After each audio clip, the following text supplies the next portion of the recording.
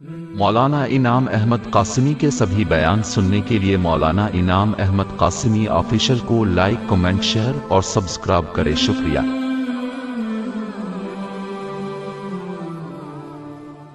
हमारे लिए बड़ी खुशकिस्मती की बात है कि आज ओडिशा की सरजमीन पर और ख़ास तौर से मासूमपुर और नेमतपुर की सरजमीन पर एक ऐसी हस्ती तशरीफ फरमा है जिनका ताल्लुक और जिनके उलूम और जिनके अमल की निस्बत बहुत गहरी है। हम जानते हैं हज़रत मौलाना मुहियुस्सुन्ना हज़रत मौलाना अबरारुल हक साहब क़ुद्दिस सिर्रुहु के क्या खिदमात हैं और उन्होंने सुन्नत के इहया के लिए कैसी कोशिशें की। उन्हीं के खलीफा हमारे सामने हज़रत मौलाना इनाम अहमद साहब कासमी दामत फयूज़ुहुम तशरीफ फरमा है।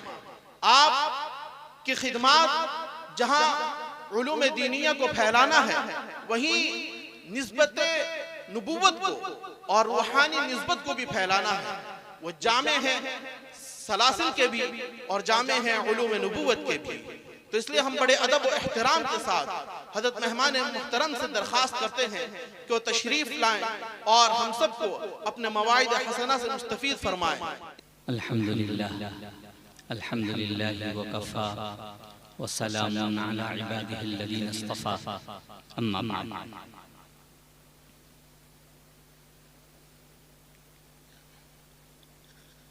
फ़क़द क़ाल रसूलुल्लाह सल्लल्लाहु अलैहि वसल्लम अल हयाउ शुअबतुम मिनल ईमान।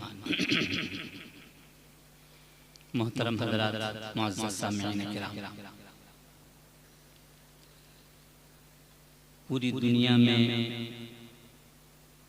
जितने मज़ाहिब मानने वाले, जितने धर्म मौजूद, हर एक के यहाँ जिस्म से रूह के निकल जाने के बाद ये बदन बेइज्जत हो जाता है। जहां रूह बदन से निकली, इस बदन की इज्जत को खत्म कर दिया जाता है। बाज़े मजहब के अंदर तो ये है कि वो लोग इस जिस्म को ले जाकर जंगल में डालेंगे कि जानवर खा जाए। बाज़े मजहब में यह है कि रूह निकलने के बाद वो इस बदन के टुकड़े करके पानी में डाल देते, पानी के जानवर खा जाए। बाज़े मजहब के अंदर यह है कि वो इसमें आग लगा देते हैं कि जल के खाक हो जाए। तमाम मजहब उठा के देख लिए जाएं, रूह निकलने के बाद ये बदन बेइज्जत हो जाता है। वाहिद मजहब इस्लाम है जहां रूह निकलने के बाद बदन की इज्जत और ज्यादा बढ़ जाती है, खत्म नहीं हुई, जिंदगी से ज्यादा बढ़ जाती है।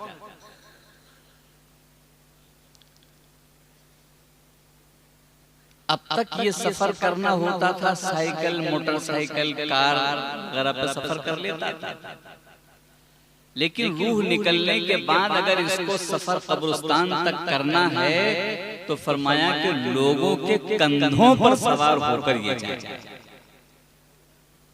इतनी इज्जत।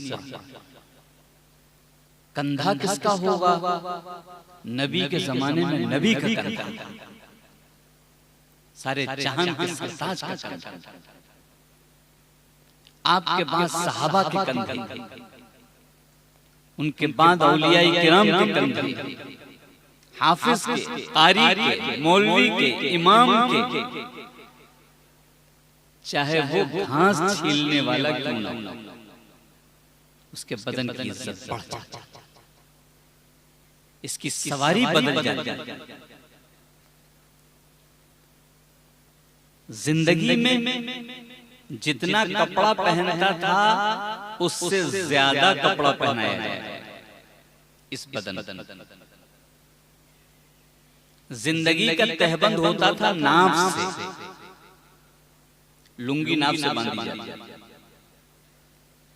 रूह निकल जाए तो इसका तहबंद सर से लेकर पैर तक बनाया जाता है, डबल कपड़ा लगाया जाता है तहबंद।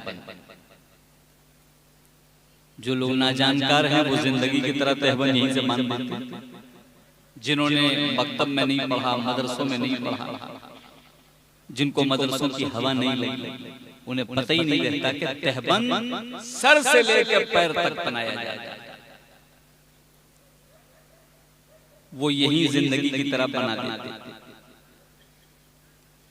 खुशबू एक किस्म की लगाता था, रूह निकल जाए बदन से 3 किस्म की खुशबू में लगाई गई।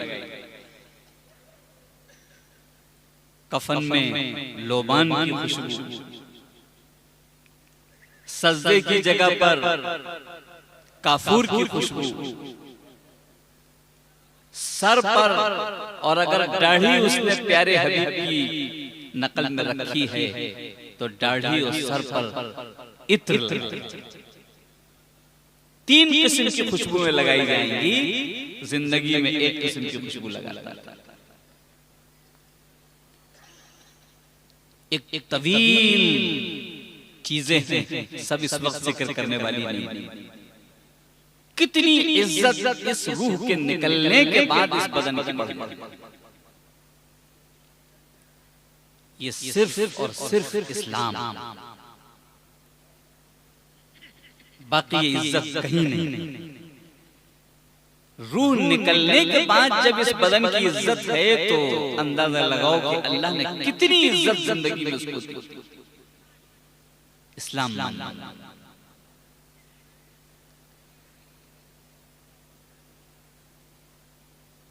इज्जत दर इज्जत इस बदन को मिलती।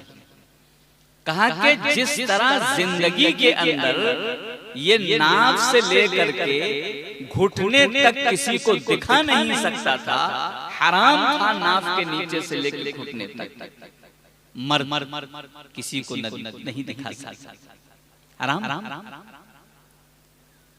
मरने के बाद भी इसका ख्याल रखा जाएगा कि ये बदन नजर।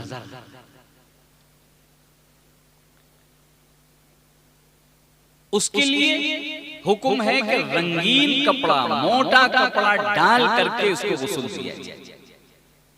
जो लोग मदरसों में नहीं पढ़े, जो इन जगहों पर नहीं आए,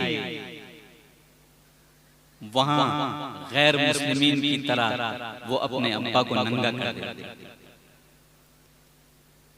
जिस सफेद कपड़े का कफन बन रहा है उसी में से लुंगी काटी नहलाने वाली और डाल के नहलाना शुरू कर दिया। सफेद कपड़े पर जब पानी पड़ता है तो बदन नजर आने लगता है, नाजायज। इसकी इज्जत में कोई कमी नहीं है, इसका बदन कोई देखने ना पाए। सफेद कपड़े पर पानी डालोगे बदन नजर आ जाएगा, जायज। छोटी किताब से लेकर बड़ी किताब, हर किताब में लिखा रंगीन कपड़ा होना चाहिए, मोटा कपड़ा होना चाहिए, उसको डाल करके तब नहलाना चाहिए। इसका ख्याल लाजिम।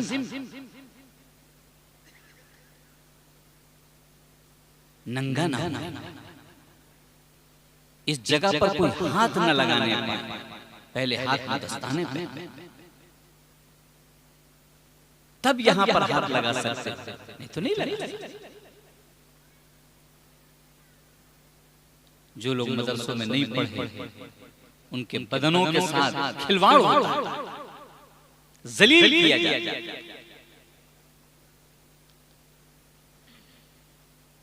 क्योंकि हमने मदरसों का रुख नहीं किया, अपने बच्चों को पढ़ाया नहीं, वो सारे काम होने लगे हैं हमारे घरों में जो गैर मुस्लिमीन और दूसरे मजहब वालों के यहाँ। उनके यहाँ बदन इतना गंदा हो जाता है कि इसके बदन का छुला हुआ कपड़ा कोई इस्तेमाल करने को तैयार नहीं। लेकिन हम देख रहे हैं कि आज मुसलमानों में भी जो कपड़ा इस मुर्दे के बदन से छुला हुआ है घर वाले छूने को तैयार हैं। ये जिल्लत क्यों आ रही है? कपड़ा कोई पहनने को तैयार, जिसमें गुस्ल दिया गया है, लुंगी है, चादर है, रंगीन है, मोटी है, साफ सुथरी है, इसको धुल करके दोबारा इस्तेमाल करो। लेकिन नहीं, इसमें मौत लग गई, इसको भी हटाओ, कब्रिस्तान में फेंक, कपड़े फेंक। ये बदन से नफरत इसलिए पैदा हुई है कि हमने प्यारे हबीब को छोड़ दिया, सारे जहान के सरताज के तरीके को छोड़। आज हम नंगे किए जा रहे हैं, और खाली नंगे नहीं किए जा रहे, बल्कि अब तो खालें तक उतारी जा रही है। अकीदा हमारा वो बन गया जो गैर मुस्लिमीन का अकीदा था, वो ईमान वाले का अकीदा बन गया। सारे जहान के सरताज इमामुल अंबिया सल्लल्लाहु अलैहि वसल्लम ने फरमाया है कि जिंदा की हड्डी तोड़ना और मुर्दे की तोड़ना बराबर। इसको तकलीफ वैसी ही होती है जैसे जिंदगी में तकलीफ। यह है इस्लाम। वो कहते हैं रूह निकल गई, चाहे टुकड़े कर दो, चाहे जला दो, चाहे जानवर खा जाए, कोई फर्क नहीं पड़ता, रूह तो निकल गई। ईमान वाले का भी अकीदा यही बन गया। अब इंतकाल हो रहा है तो कोई तो गर्मी में अपने अब्बा को बर्फ पर लिटा डाला, कहता कोई तकलीफ नहीं होती, लिटा दो बर्फ पर। बेटा भी आ रहा है बंबई से, इंतजार कर, और अब और आगे बढ़ गए, अब तो चारपाइयां आ गई, फ्रीजर। बेटा कहता है अब्बा को इसी फ्रीजर में डाल दो और इनकी हड्डियों के अंदर बर्फ जमा दो, इनकी हड्डियों में बर्फ जमा, तब मेरी रूह को तसल्ली मिलेगी। ये सगा बेटा अपने बाप के साथ कर रहा है, क्योंकि मदरसों से कोसों दूर हो चुके, प्यारे हबीब के तरीकों से कोसों दूर हो चुके। वो कहता रूह तो निकल गई, अब काहे की तकलीफ, लेटा लो इसे फ्रीजर, लेटा लो इसे बर्फ के ऊपर। सगा बेटा कहता जब तक मैं ना आऊं अब्बा को दफन नहीं करना है, चाहे इनको कितनी भी तकलीफ देनी पड़े, तकलीफ दो। या तकलीफ दिलवा रहा है या अकीदा खराब करता है कि इनको कोई तकलीफ नहीं होती, लिटा दो बराबर। एक जनाजे में पहुंच गया मैं कि लाओ, नमाजी थे हमारे यहाँ के, सुन्नत के मुताबिक गुस्ल दिलवा दिया जाए, तरीका बताते रहे लोग, घर वाले गुस्ल दें, घर वाले गुस्ल देने को तैयार नहीं, अब्बा हाथ लगाने को तैयार। ये गैर मुस्लिमीन का तरीका, ईमान वाले का तरीका नहीं है। जिसने प्यारे हबीब को पढ़ा है उसका तरीका नहीं है। वो तो चिपट करके बोसा लेता है अपने अब्बा को और अपने हाथों से गुस्ल देता है। और जो कुरान से दूर है, मदरसे से दूर है, हाफिज जी को बुला ला, मुल्ला जी को बुला ला, मौज़िन साहब को बुला ला, मौलवी साहब को बुला ला, वो दूर खड़ा, उसको नफरत हो गई इस बात से।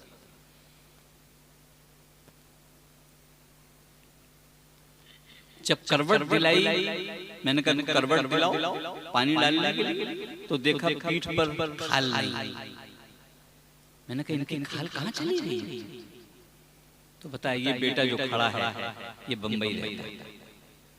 इसने कहा जब तक मैं ना आ जाऊं अब्बा को दफन करना, कि बेटा मई जून का महीना है, बदन से बदबू आ जाएगी, पेट फूल जाएगा, कि नहीं बर्फ पर लिटा। पूरी रात ये बर्फ पर लेटे रहे, सारी खाल गल गई पीठ की। इस सगे बेटे ने कपड़े ही नहीं उतारे बल्कि खाल भी उतारी। ये है प्यारे हबीब से दूर होने का नतीजा। ये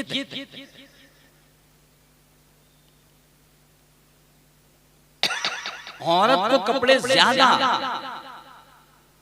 मरने के बाद भी, रूह के निकल जाने के बाद भी मर्दों को 3 कपड़े, औरत को 5 कपड़े।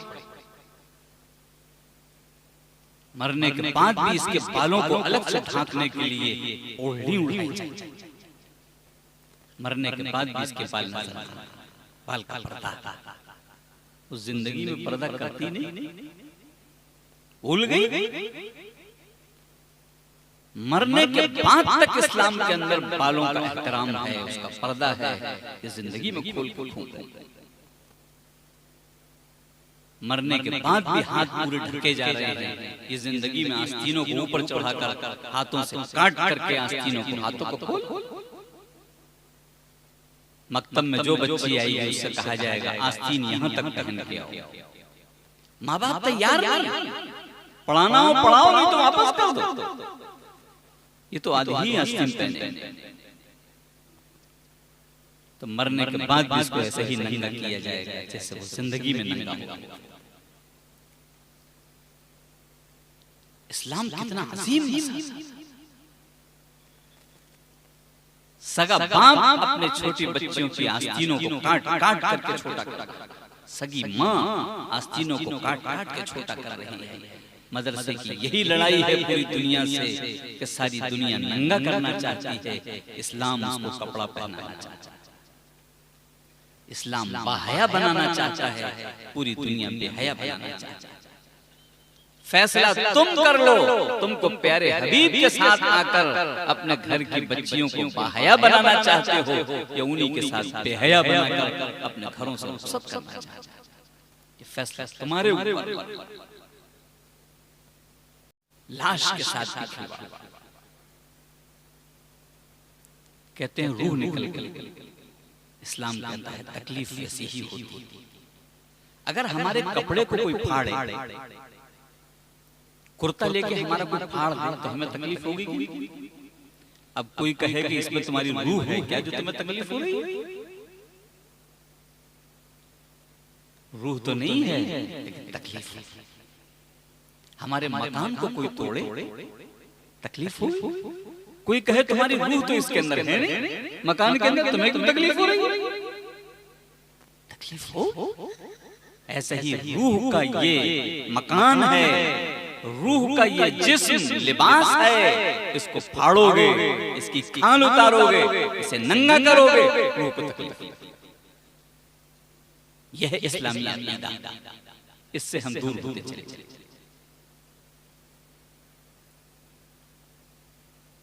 मुर्दे के साथ मामला अजीम किया जाएगा, इज्जत का मामला किया जाएगा। इसने सारी जिंदगी किबले की तरफ मुंह करके नमाज पढ़ी है, कब्र के अंदर भी इसको किबले से महरूम नहीं किया जाएगा। ये किबले की तरफ की दीवार है, ये इस तरफ की है, ये पश्चिम की है, ये पूरब की है। पूरब की दीवार से इसकी पीठ लगाई जाएगी ताकि इस मुर्दे का सीना, इसका चेहरा, इसकी पैरों की उंगलियां सब किबले की तरफ।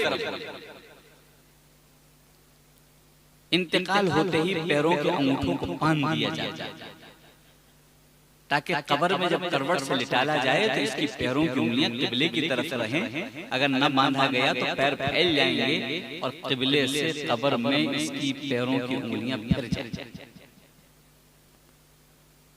हम आमतौर से ये देख रहे हैं कि इंतकाल हुआ, उसने उसकी गर्दन को पकड़ा और स्टीयरिंग की तरफ घुमा दिया, इसका मुंह किबले की तरफ हो गया। ये किबले की तरफ मुंह नहीं होता, ये तो गर्दन ऐंठना है। रूह निकलने के बाद इसकी गर्दन भी नहीं ऐंठी जाएगी, जैसे अल्लाह ने बनाया है वैसे ही रखा जाएगा। इसकी गर्दन को मोड़ा नहीं जाएगा। इसका चेहरा किबले की तरफ करने का तरीका ये है कि पूरब की दीवार से इसकी पीठ लगाई जाएगी ताकि इसका चेहरा, इसका सीना, इसकी पैरों की उंगलियां, बेटा मोबाइल कैमरा बंद कर, सब किबले की तरफ। यह है तरीका। आज हमको चित्र डाल दिया जाता है कब्र के अंदर। आमतौर से मैं देख रहा हूँ, यहाँ तो ऐसा नहीं होता। चित लेटना जिंदगी में भी चित लेटना, पट लेटना मना। अल्लाह के हबीब ने मना। चित तो वो लेटता है जो हार जाता है। दो पहलवानों में लड़ाई होती है तो जिसकी पीठ जमीन से लग जाए वो हारा हुआ होता है। ये ईमान वाला है, इसने अल्लाह को एक माना है, प्यारे हबीब को आखिरी नबी माना है। ये तो हारा कैसे, ये तो जीता हुआ है। ये हारने वाले की शक्ल भी नहीं बनाई। करवट से लिटाला जाएगा कब्र के अंदर। चित लिटाल दो ये हरा मना करना। क्या शानदार इस्लाम है। हमने सब कुछ इल्म को हासिल न करके आज रुसवाई की तरफ हम बढ़ते चले जा रहे हैं। अपने हाथों से अपने अब्बा को रुसवा कर रहे हैं तो दुनिया में कहां से इज्जत। बेटा अपने बाप को रुसवा करने को तैयार। कोई कपड़ा नहीं पहनता क्योंकि कपड़ों से तो अब्बा से नफरत हो चुकी है, इसमें मौत लग चुकी है। लेकिन अगर 2000 का नोट अंदर वाली बनियान की जेब में रखा हो, क्या उसको भी कोई फेंक देगा? इसको नोटों से मोहब्बत है, अब्बा से मोहब्बत नहीं, नोट से मोहब्बत। इसमें मौत नहीं लगी। ये मुर्दे के साथ छुड़ा हुआ नहीं था, उसको सबसे पहले निकाला।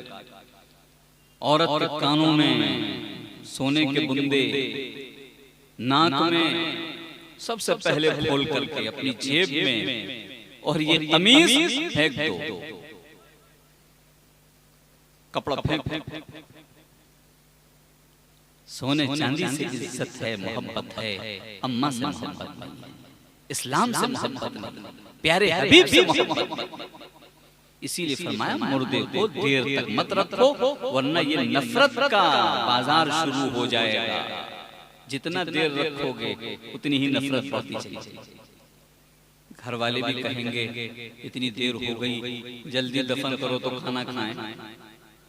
चूल्हा तक भी तो नहीं जल रहा है, जल्दी हटाओ, हमें काम पे जाना है, हमें वहां जाना है, यहाँ जाना है, कब करोगे दफन यार? हम जब से इंतजार कर रहे हैं।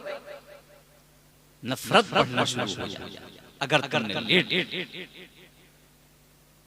इस्लाम ने इसको माना। एक सहाबी है तलहा रज़ी अल्लाह तआला मौत का वक्त करीब आया, सारे जहान के सरताज देखने के लिए तशरीफ लाए। सारे जहान के इमाम जनाब मोहम्मद रसूलुल्लाह सल्लल्लाहु अलैहि वसल्लम ने आके देखा, ओहो इनका तो मौत का वक्त करीब मालूम। होश था नज़ा की हालत में। अल्लाह के हबीब ने फरमाया देखो रात हो रही है, अगर रात में किसी वक्त इनका इंतकाल हो जाए तो मुझे फौरन आके खबर कर। फौरन ठीक। अल्लाह के हबीब तशरीफ ले। कुछ देर के बाद कुछ इफाका हुआ, उन्होंने आंखें खोली, होश आया, भीनी भीनी खुशबू, सारे जहान के सरताज की तशरीफ आवरी की। सारे लोग पहचान, आशिक क्यों न पहचाने? ये खुशबू ये बतला रही है कि अल्लाह के हबीब क्या तशरीफ लाए, क्या तशरीफ लाए, आपको देखने आए। कुछ फरमा रहे थे, ये फरमा रहे थे कि रात में किसी वक्त इंतकाल हो जाए तो मुझे फौरन आके खबर कर कि मेरा आशिक। तो वो सहाबी कहते हैं मेरे बेटो, अल्लाह के हबीब मोहब्बत में फरमा के गए हैं, लेकिन देखो अगर रात में किसी वक्त मेरा वक्त आ जाए तो अल्लाह के हबीब को हरगिज खबर मत करना। वो गुलाम क्या क्या सोच रहा हो सकता है उसी वक्त सोए हो, आंख लग गई हो, तुम जाके कुंडी बजा, आपकी नींद में खलल पड़ जाए। सारी जिंदगी कोई तकलीफ नहीं पहुंचाई, क्या मरने के बाद तकलीफ पहुंचाई मेरी वजह से? आप अंधेरे में उठ के चल दे मोहब्बत में, अंधेरे में कोई पैर पे कांटा चुभ जाए। दुश्मन बहुत हैं, अंधेरे का फायदा उठाकर कोई नुकसान न पहुंचा। हरगिज नहीं, इत्तला रात में मत करना, सुबह इत्तला कर देना कि आपका गुलाम चला। मग़फ़िरत की दुआ फरमा। और दूसरी बात यह है कि सारे जहान के सरताज का इरशाद है कि इंतकाल के बाद दफन करने में जल्दी करो, इज्जत बरकरार रहे, जल्दी। तो ऐसा करना कि सुबह का भी इंतजार मत करना। अगर रात में मेरा वक्त आए, रात ही में मेरे बेटो तुम लोग मुझे गुस्ल दे देना और कब्र खोद के रात ही में नमाज जनाजा पढ़ के दफन कर देना। सुबह अल्लाह के हबीब को बतला देना, वो मग़फ़िरत की दुआ फरमा। क्या आशिक, इसे इश्क कहते हैं, इसे प्यारे हबीब की बात को मानना कहते हैं। किसी ने इश्क में ये वसीयत कर दी कि मेरा जनाजा जल्दी दफन कर देना, और सिर्फ 10 लोगों ने नमाज जनाजा पढ़ी और एक शख्स ने कहा नहीं लेट कर देना, 1000 लोग नमाज पढ़ लें, तो याद रखो ये 10 लोगों की नमाज भारी होगी उन 1000 लोगों के मुकाबले में, क्योंकि यहाँ हुजूर का हुक्म नहीं टूटा है, वहाँ अल्लाह के हबीब का हुक्म टूटा। मग़फ़िरत के लिए 10 लोग भारी, ये गुलाम ने कह दिया रात ही में दफन कर देना। सुबह होती है, फजर की नमाज का वक्त, नमाज हुई, अल्लाह के हबीब को याद था, उनकी तकलीफ याद थी, कोई है उनका क्या हाल, मेरे गुलाम का जिनको मैं देख के आया था, या रसूलुल्लाह सल्लल्लाहु अलैहि वसल्लम उनका रात इंतकाल हो गया। कुछ मैंने कहा था, आपने तो फरमाया था, लेकिन वो जाने वाले गुलाम ने भी कुछ कहा था।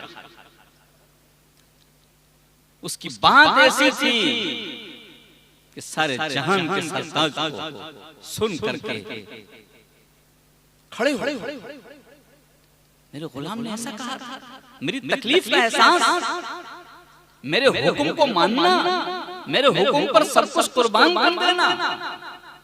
खड़े हो, कहां दफन किया मेरे गुलाम को, चलो आप कब्रिस्तान तशरीफ लाए, और आकर खड़े होकर वो दुआएं देने लगे कि लोग सोचने लगे काश कि आज हम यहाँ पर दफन किए गए होते तो बेड़ा पार हो गया। उन दुआओं में से एक दुआ आपने यूं इरशाद फरमाई, ए अल्लाह मेरे इस गुलाम से नाराज होकर मत मिलिएगा, मुस्कुरा के मिल लीजिए। कैसा मेरा हुक्म मान करके गया, मेरा कितना ख्याल करके गया, मेरा हुक्म कोई टूटने नहीं दिया। आज हम लोग इससे बहुत पीछे होते चले। प्यारे हबीब का हुक्म, एक तो जानकारी होनी चाहिए, जानकारी जब होगी जब हम इन मदारिस से, इन उलमा से ताल्लुक कायम करेंगे। जितने दूर होते जाएंगे उतने ही यहूद और नसारा के तरीके पर हमारे मुर्दे दफन होना शुरू होंगे, इन बदनों की बेइज्जतियां होना शुरू हो जाएंगी, और हो रही हैं, नजर आ रहा है, दिखाई। उन सारे जहान के सरताज ने जो तरीका इतना इज्जत वाला ला के दिया, उन पर दुरूद की कसरत होनी चाहिए। और दुरूद की कसरत में से कुछ वक्तों के दुरूद हमने छोड़ दिए हैं। एक तो मस्जिद में जाते वक्त दुरूद पढ़ना, मस्जिद से निकलते वक्त दुरूद पढ़ना आज रुखसत हो गया। अजान हो जाए उसके बाद दुरूद पढ़ना रुखसत हो गया। वित्र की नमाज दुआए कुनूत पढ़ने के बाद दुरूद पढ़ना रुखसत हो गया। सारी किताबों में लिखा हुआ दुआए कुनूत हमने पढ़ी वित्र की नमाज में, इन्ना अज़ाबका बिल कुफ़्फ़ारि मुल्हिक़, अल्लाहु अकबर, रुकू में चले दुरूद पढ़ना। एक मर्तबा दुरूद पढ़ने पे क्या क्या न मिलता है, कितने दर्जे बुलंद होते हैं, प्यारे हबीब से कैसी मोहब्बत मिलती है। लेकिन सब दुरूद हमसे रुखसत होते। शाही का फतवा है, किताबुल नवाज़िल, किताबुल मसाइल, सुन्नत है दुआए कुनूत के बाद दुरूद का पढ़ना, फिर रुकू। दारुल उलूम का फतवा पहले था मुस्तहब न होने का, अब फतवा आया है कि नहीं, किताबों को देखा गया है पढ़ना चाहिए। मुफ्ती रशीद अहमद साहब गंगोही रहमतुल्लाह अलैह उनके फतवे में लिखा हुआ, हज़रत मुफ्ती महमूद हसन साहब गंगोही रहमतुल्लाह अलैह उनके फतवे में लिखा हुआ, सहाबा के हालात में लिखा हुआ है। सहाबा भी पढ़ा करते थे, चारों इमामों में किसी का इख्तिलाफ नहीं, हर एक पढ़ने के लिए लिखता है। लेकिन उम्मत प्यारे हबीब से इतनी दूर होती चली जा रही है कि दुरूद भी उसको याद नहीं कब पढ़ना, कैसे। अल्लाह इन मदरसों की कदर करने की तौफीक नसीब फरमाए, यहाँ से जुड़ना नसीब फरमाए, इन बच्चों को बाहया बनाया जाए। ये इनमें जब तक नहीं आएंगे बाहया नहीं बन सकते, बेहयाई बढ़ती चली जाएगी।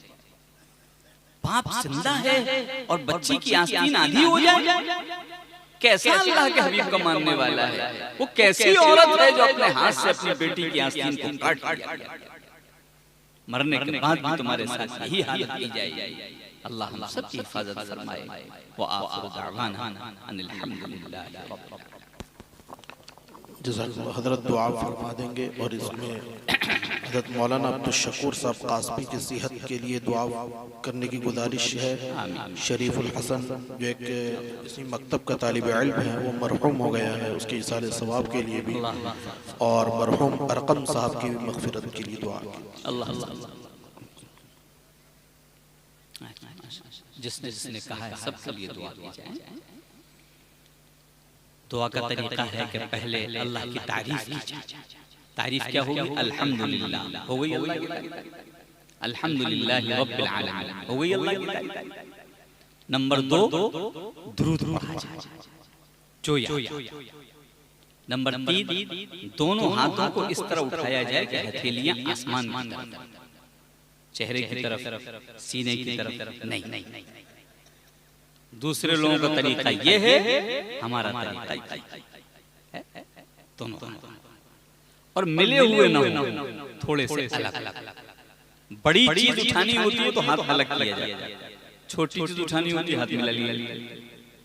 तो हम अल्लाह को मांग रहे हैं, कितना बड़ा अल्लाह है। प्यारे हबीब को मांग रहे हैं, कितने बड़े। ईमान को मांग रहे हैं, कितना बड़ा। कुरान मुकद्दस मांग रहे हैं, कितना बड़ा। बड़ी बड़ी चीजें मांगो और हाथ छोटी की तरह बना नहीं, हाथ भी ऐसी बनाओ कि हम बड़ी बड़ी चीजें उठाने जाए मांगने। सबसे बड़े से दुआओं के आदाब भी हमको पता न रहे और हम बूढ़े हो कब्र में बैठे। सारी चीजें किताबों के अंदर लिखी हुई, हाथ इस तरीके से रख। अल्हम्दुलिल्लाह रब्बिल आलमीन वस्सलातु वस्सलामु अला सय्यिदिल मुरसलीन मुहम्मदिन व अला आलिहि व अस्हाबिहि अजमाइन। इलाहुल आलमीन हमारी तमाम खताओं को माफ फरमा, तमाम लफ्ज़ों को माफ फरमा, हर किस्म की छोटी बड़ी खताओं को दरगुजर फरमा, हर किस्म की खताओं को माफ फरमा। या करीम, आपने हमको ऐसे इस्लाम की रोशनी में पैदा फरमाया, प्यारे हबीब के उम्मती बना के पैदा फरमाया, जहां मरने के बाद भी इस बदन को कोई बेइज्जत नहीं कर सकता। इलाहुल आलमीन, हम आपका इस पर शुक्र अदा नहीं कर सकते, आपका इस एहसान का हम शुक्र अदा नहीं कर सकते। इलाहुल आलमीन, इस तमाम तरीकों से जो प्यारे हबीब लेकर के आए हैं, एक एक तरीके से इश्क नसीब फरमा, मोहब्बत अता फरमा, एक एक तरीके पर जान दे देना आसान फरमा। इलाहुल आलमीन, हमारी इज्जतें जो लुट रही हैं, वो प्यारे हबीब का तरीका इज्जत वाला छोड़ने की वजह से लुट रही है। इलाहुल आलमीन, प्यारे हबीब के तरीके पर वापस आ जाना नसीब फरमा। इलाही, सगी माँ अपने सगी बेटी की आस्तीनें काट कर उसके हाथों को नंगा कर रही है। ये ऐसे दौर में हम दाखिल होते जा रहे हैं, सगा बाप अपनी सगी बेटी की आस्तीनों को खुला हुआ देख रहा है, उसको बोलने की हिम्मत भी नहीं। इलाहुल आलमीन, ये जिल्लत आपकी मुसल्लत की हुई है, ये बेहयाई आपकी मुसल्लत की हुई है। इलाही, इससे हमको बाहर निकलने की तौफीक नसीब फरमा। इलाही, हमको हया वाले कपड़े पहनने और पहनाने की तौफीक नसीब फरमा। आज जवान इंटरवियर पहनकर सबके सामने बैठकर नहा रहा है, उसे पता नहीं कि प्यारे हबीब की बातों का मजाक उड़ा रहा है, वो प्यारे हबीब से बगावत का ऐलान कर रहा है। इलाहुल आलमीन, अगर आप रहीम व करीम न होते तो हम अब तक मिट गए। इलाहुल आलमीन, आपके रहम ने हमको जिंदा रखा है, इस रहम को मरते दम तक जारी फरमा, मैदान हश्र तक जारी फरमा, जन्नत के दाखिल तक जारी फरमा। इलाहुल आलमीन, जिस मकतब के जरिए से हम यहाँ जमा हुए, इस मकतब को इलाहुल आलमीन दिन दूनी रात चौगुनी तरक्की नसीब फरमा। इलाहुल आलमीन, इसको तरफ पूरे शहर के लोगों को मुतवज्जे होने की तौफीक नसीब फरमा। यहाँ से बाहया बच्चे और बच्चियाँ तालीम हासिल करके दीन को फैलाने वाले बना दे। इलाहुल आलमीन, हम सब लोगों को पूरी दुनिया में जितने दीन के काम हो रहे हैं, चाहे तबलीग की लाइन से हो, चाहे मदरसों की लाइन से हो, चाहे मकतब मकतब की लाइन से हो, चाहे जिहाद की लाइन से हो, चाहे तसनीफ की लाइन से हो, चाहे खानकाह की लाइन से हो, इलाही हर एक को पूरी पूरी उनकी हिफाजत फरमा, इखलास के साथ काम करने की तौफीक नसीब फरमा, इत्तिहाद और इत्तिफाक से काम करने की तौफीक नसीब फरमा, हर किस्म के इख्तिलाफ से हम सब की हिफाजत फरमा, पूरी उम्मत की इस्लाह फरमा, पूरी उम्मत के हाल पर रहम फरमा, पूरी उम्मत की मग़फ़िरत फरमा, पूरी उम्मत को मग़फ़िरत वाले काम करने की तौफीक नसीब फरमा। इलाहुल आलमीन पूरे आलम के अंदर इस्लाम की हवाएं चला दे, ईमान के झंडे को बुलंद फरमा दे, कुफ्र और शिर्क और बिदअत को खत्म फरमा दे, जुल्म को नेस्त नाबूद फरमा दे, जालिम को हिदायत नसीब फरमा दे, मज़लूमीन की नुसरत और मदद फरमा दे। इलाहुल आलमीन जितने लोगों ने हमसे दुआओं के लिए कहा है या लिखा है, या उनका हम पर हक है, या जो उनसे उम्मीद रखते हैं, जो लोग कहना चाहते हैं मगर उनको मौका नहीं मिला है, इलाहुल आलमीन आप सबके दिलों के मुरादों के जानने वाले हैं, एक एक की हाजत आपके सामने है। इलाही हर एक के जायज मकासद को पूरा फरमा, जायज परेशानियों को दूर फरमा, बीमारों को शिफा नसीब फरमा, जिस्मानी भी शिफा नसीब फरमा और रूहानी बीमारियों से भी हमको शिफा नसीब फरमा। जिस्मानी बीमारी मौत तक ले जाती है और रूहानी बीमारी जहन्नम तक ले जाती है। इलाहुल आलमीन उन तमाम बीमारियों से हम सबको शिफा नसीब फरमा, पूरी उम्मत को शिफा नसीब फरमा, उसकी फिक्र करने की तौफीक नसीब फरमा, जो दुनिया से जा चुके हैं सबको माफ फरमा, सबकी मग़फ़िरत फरमा, सबके दर्जात को बुलंद फरमा, सबको आला इल्लिय्यीन में जगह अता फरमा, हम सब लोगों को अपने अपने वक्त पर कामिल ईमान पर खात्मा नसीब फरमा। इलाही कलमा पढ़ते, कुरान पाक पढ़ते मौत नसीब फरमा, कुरान पाक की तिलावत करते हुए मैदान हश्र में उठना नसीब फरमा। जिस दिन लोग सरास से कट कट करके जहन्नम में गिर रहे हो, इलाही उस दिन कुरान पाक की तिलावत करते हुए सबका बेड़ा पार फरमा, कुरान पाक की तिलावत करते हुए सबका बेड़ा पार फरमा, कुरान पाक की तिलावत करते हुए जन्नत का दाखिला मुक़द्दर फरमा। इलाहुल आलमीन हम मोहताज हैं, आपके अलावा किसके पास जाएं? कोई दर भी तो नहीं है जो हमारी जरूरत को पूरा कर सके, सिर्फ अपने दर का मोहताज बना ले। पूरी दुनिया की मोहताजी से हम सब की हिफाजत फरमा, पूरी दुनिया की मोहताजी से हम सब की हिफाजत फरमा। ये हाथ तेरे अलावा किसी दूसरे के सामने फैले, इलाही इससे हमारे हाथों को महफूज फरमा। इलाहुल आलमीन सिर्फ तेरे दर पर ये हाथ फैले, मरतम तक इसकी तौफीक नसीब फरमा। हमारी दुआओं को प्यारे हबीब सल्लल्लाहु अलैहि वसल्लम के सदक़े व तौफील में कबूल फरमा। व सल्लल्लाहु तआला अला खैरि खल्क़िही मुहम्मद व अला आलिही व अस्हाबिही अजमईन। आमीन बिरहमतिका या अरहम।